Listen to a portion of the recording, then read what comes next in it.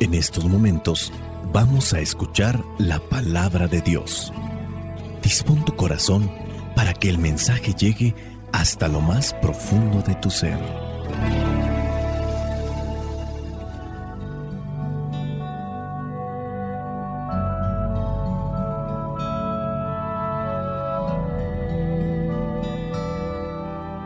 Vamos a tratar de reflexionar lo que son las lecturas correspondientes a este domingo número 15 del tiempo ordinario. Estamos en el ciclo A.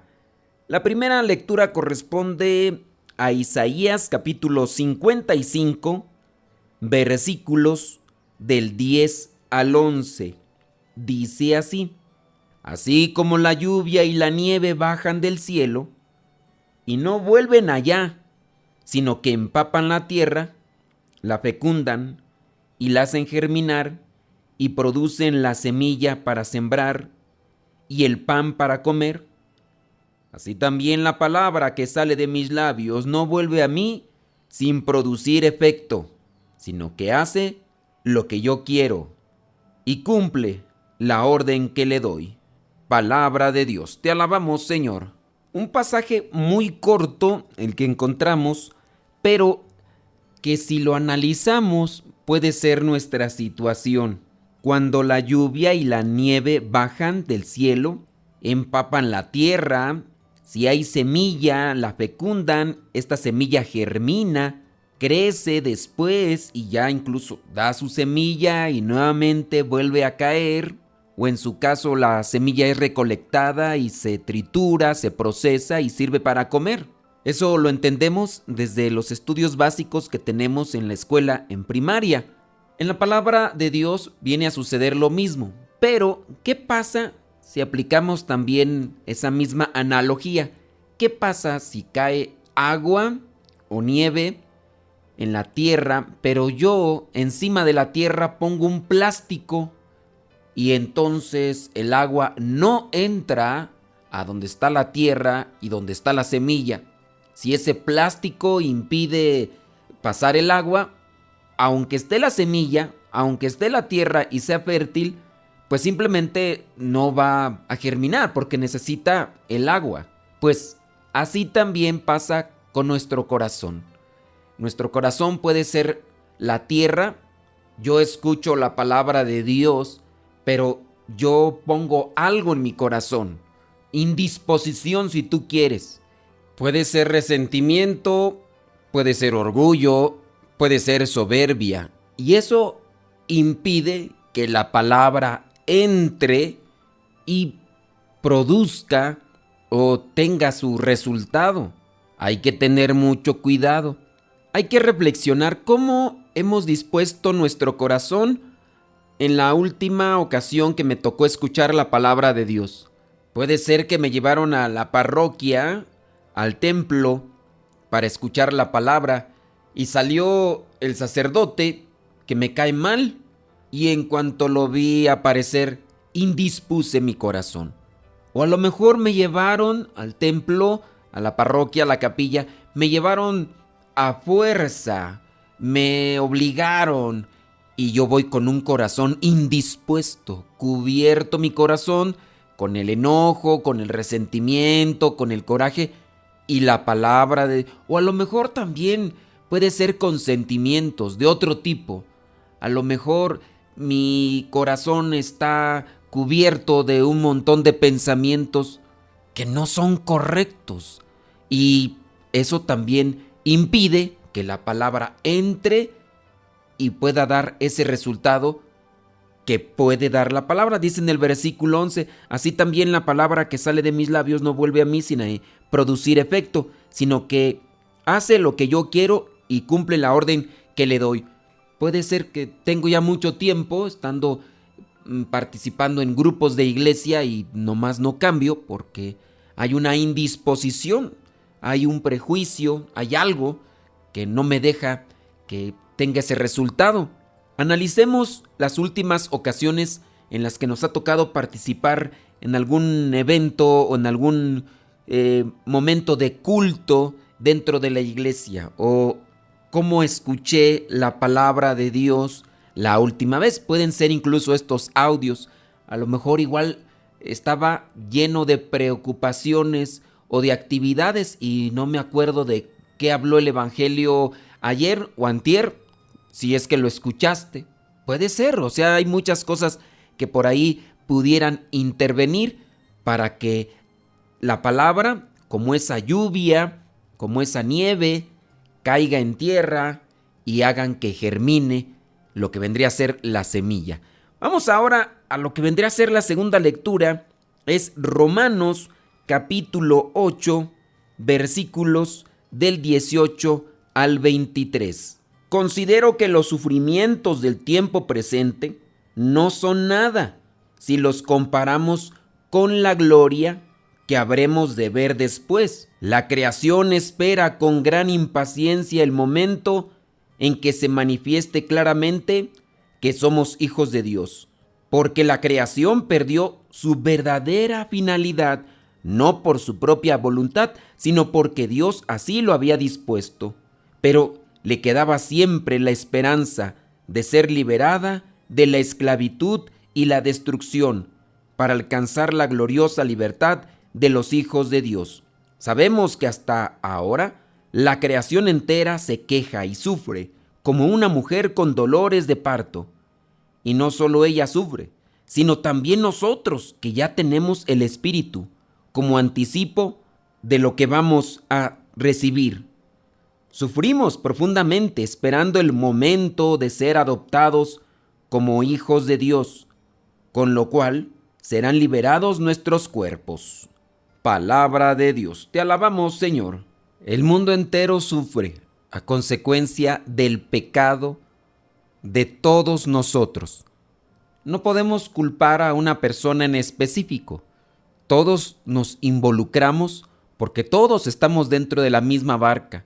Quizá a lo mejor algunos están haciendo estas cosas que están golpeando a la naturaleza, que están golpeando a la humanidad, pero habrá otras personas o estaremos nosotros que no decimos nada, que nos mantenemos ahí, solamente platicándolo en nuestros círculos familiares, o a lo mejor solamente nos quedamos mirando en nuestro interior, juzgamos que no está correcto o que no estoy de acuerdo, y habrá otro grupo sin duda pequeño de personas que se lanzan a realizar acciones para el cambio, acciones que pueden servir y ayudar a la sociedad.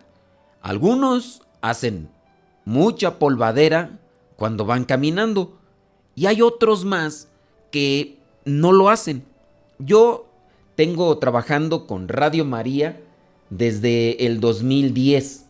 La verdad, conocía muy poco de el señor que prácticamente fundó Radio María. Y digo que fundó porque un señor de Italia, que es empresario, no me pregunten a qué se dedicaba como tal, solamente era un señor con una empresa. Él crece, después le deja la empresa a los hijos. Estando en su casa, sabe que el sacerdote de su parroquia quiere poner una estación de radio para sus feligreses. Él ayuda para colocar las antenas y todas estas cosas que se necesitan como emisores y demás. A partir de ahí comienzan con esa radio parroquial. Después comienza a extenderse. Se hace la estación propia, después pasa a otro lugar, después pasa a otro lugar y después pasa a otro lugar. Pues bien, este señor muere el 8 de julio del 2020, tenía 90 años y trabajó hasta el último día de su vida. Estaba todavía incluso en el hospital por algunos malestares que tenía y ahí se encontraba todavía coordinando cierto tipo de cosas. Radio María se ha extendido por muchos países. Es una cadena enlazada. Si bien los programas pueden ser diferentes, pero hay que cubrir objetivos en general. Y miren, a partir del año 1983, que empezó ahí en una parroquia, una estación de radio así comunitaria parroquial, hasta el 2020, en el año que fallece el señor, que no hizo mucho ruido, don Emanuele Ferrario. Para el día de su muerte, Radio María ya tiene su señal en 74 países de los 5 continentes, con 81 redes radiofónicas, de las cuales 7 son de minoría lingüística, y tiene además 19 estaciones de radio en África. Un señor del cual no se habló mucho porque su interés no era sobresalir. Él ya había trabajado como empresario y ahora estaba haciendo todas estas cosas porque él sabía de lo que es anunciar la palabra. Él tenía a su esposa enferma de cáncer y él pidió un favor a Dios. Y en base a ese favor, él se dedicó a trabajar en este apostolado. Habrá personas que ponen sus talentos a su servicio para ganar esos bienes materiales que a lo mejor añoran, pero hay personas que logran aclarar sus ideas y logran expandir acciones en repercusión positiva hacia las demás personas. Podríamos aquí tomar en cuenta lo que dice esta segunda lectura. En el versículo 22 dice: sabemos que hasta ahora la creación entera se queja y sufre como una mujer con dolores de parto, y no solo ella sufre, sino también nosotros, que ya tenemos el Espíritu como anticipo de lo que vamos a recibir. Sufrimos profundamente esperando el momento de ser adoptados como hijos de Dios. Ante este sufrimiento por el cual podemos estar ya siendo golpeados muchos, llámese el virus, llámese la violencia, llámese la pobreza, la carestía económica, la persecución ideológica, de todo tipo, tenemos que mantenernos firmes y buscar hacer algo para ayudarnos y ayudar a los demás. Todo esto sabemos que va a tener su premio después de esta vida. De hecho, el versículo 18 dice: considero que los sufrimientos del tiempo presente no son nada si los comparamos con la gloria que habremos de ver después. Sí, aquí se sufre, pero si soportamos con valentía, tomados de la mano del Señor, las cosas que vendrán después superarán todo esto. Ya desde aquí podemos tener cierto tipo de vestigios de lo que es la gloria después de esta vida. Cuando yo dejo entrar a la palabra en mi corazón, cuando yo dejo llenar mi corazón de oración ante la angustia que se sobrepone, yo puedo experimentar esa paz, esa felicidad. Recibo la gracia que viene de lo alto para que yo pueda seguir caminando en esta vida. Es cuestión de trabajo, es cuestión de perseverancia, de tiempo, y en su momento Dios dará lo que vendría a ser el resultado de todo ello. Vamos ahora al Evangelio. Es Mateo capítulo 13, versículos del 1 al 23. Un pasaje muy conocido que puede estar también conectado con la primera lectura. Es sobre aquella parábola del sembrador. Aquel mismo día salió Jesús de casa y se sentó a la orilla del lago. Como se reunió mucha gente, Jesús subió a una barca y se sentó mientras la gente se quedaba en la playa. Entonces se puso a hablarles de muchas cosas por medio de parábolas. Jesús no vino con discursos teológicos, aunque sí habló de lo que vendría a ser la trascendencia a ciertas personas y en ciertos momentos. Algunos le entendieron, otros no, como por ejemplo a Nicodemo, donde le habló de nacer de nuevo, y Nicodemo, aunque era una persona pues adentrada a las cuestiones bíblicas, no entendió a qué se refería eso de nacer de nuevo. Jesucristo daba su mensaje con aquellas analogías, con lo sencillo, con lo profundo, con lo trascendente. Una parábola puede tener muchísimos significados y también las interpretaciones pueden variar dependiendo del conocimiento y la experiencia que cada uno de nosotros tenga. Dice que así hablaba Jesús con parábolas. Les dijo: un sembrador salió a sembrar. Jesucristo está utilizando aquello que es cotidiano para con la gente. Si en su caso son pescadores, hablará con ellos de aquellas cosas que se relacionan o se vinculan con el quehacer diario de ellos. En este caso están aquí estos sembradores. Dice, y al sembrar una parte de la semilla cayó en el camino. Llegaron las aves, se la comieron. Otra parte cayó entre las piedras, donde no había mucha tierra. Esa semilla brotó, porque la tierra no era muy honda, pero el sol al salir la quemó y como no tenía luz, se secó. Otra parte de la semilla cayó entre espinos y los espinos crecieron y la ahogaron. Pero otra parte cayó en buena tierra y dio buena cosecha. Algunas espigas dieron 100 granos por semilla, otras 60 granos y otras 30. Los que tienen oídos, oigan.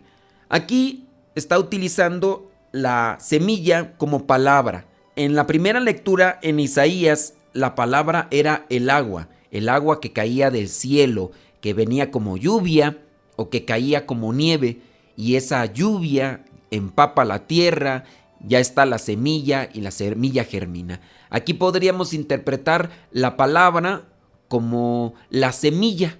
Se lanza la semilla, llega a donde hay tierra fértil, a donde está un corazón dispuesto y puede tener diferentes resultados, dependiendo de cómo esté la tierra. Todos trabajamos nuestro corazón de una o de otra manera.